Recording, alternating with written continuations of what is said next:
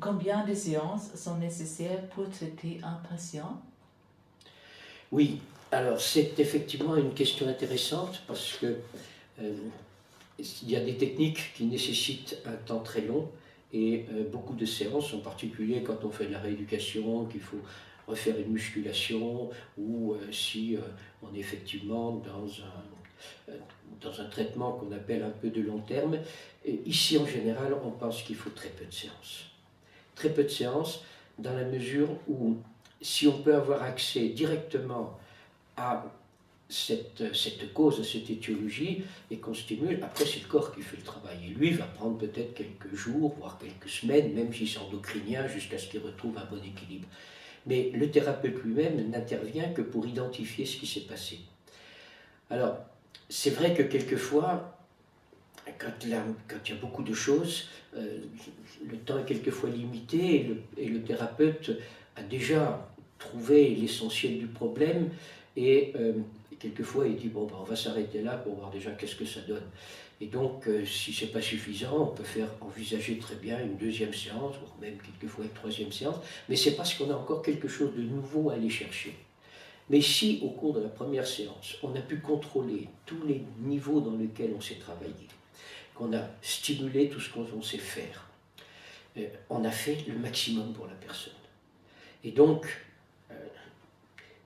si ça ne va pas bien, on peut éventuellement revenir pour voir si effectivement on a bien travaillé, mais après ça ne sert à rien de la faire revenir, puisqu'on n'a pas de geste nouveau qui permettrait d'accéder à quelque chose que pour le moment on ne sait pas faire. Donc il vaut mieux s'arrêter. C'est pour ça qu'en général on dit le traitement se fait en une, ça c'est indispensable, une deuxième, très souvent, ne serait-ce que pour parler des réactions, et une troisième éventuellement, mais après il vaut mieux s'arrêter si on n'a pas un nouveau domaine dans lequel on sait aller travailler. Alors, bien sûr, c'est une technique qui évolue en permanence. Nos thérapeutes sont des gens qui essayent de se former, de connaître les nouvelles approches que l'on peut faire, mais ces approches, ils ont des formations une fois par an. Donc, ce n'est pas tous les 15 jours ou tous les 6 mois qu'ils ont une nouvelle feuille. Donc, il faut tout simplement, quand il s'est arrêté, quelquefois un an après, téléphoner en disant « Est-ce que maintenant, vous pourriez aller un peu plus loin dans mon problème ?» Et il vous dira lui-même « Venez ou ne venez pas. » Et voilà. Donc, je crois qu'il faut être très, très réaliste. D'accord ? On fait le maximum de choses dans le minimum, non pas le minimum de temps, parce qu'on n'a pas besoin de plus. C'est pas qu'on est pressé, c'est pas parce qu'on n'aime pas voir les gens, mais c'est parce que c'est pas utile. Donc, l'utile, c'est 1 à 2 séances, quelquefois une troisième.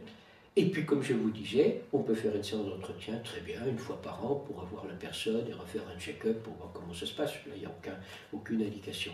Donc, on s'aperçoit que ce n'est pas une thérapie, je dirais, très, très onéreuse, dans la mesure où on, voilà, on sait qu'on s'engage pour, mettons, 2 séances.